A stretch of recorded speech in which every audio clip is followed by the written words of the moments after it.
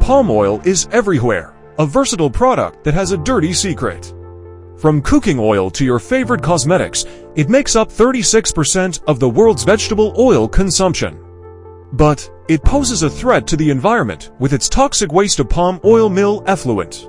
For every ton of palm oil produced, 2.5 to 3 times more POM is generated.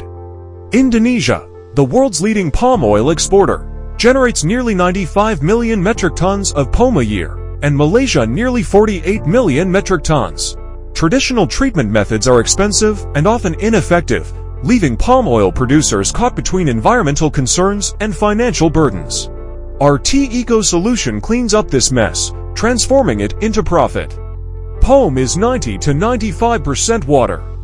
Our cutting-edge, compact technology, free of chemicals and pesky microbes, treats the effluent, leaving behind crystal-clear, odor-free water suitable for reuse in cooling towers, irrigation, and even construction, slashing waste disposal costs and dependence on freshwater sources. With our T-Eco, stay on top of local regulations, cut down operation costs, and embrace sustainability for greener tomorrow. For more details, contact our T-Eco.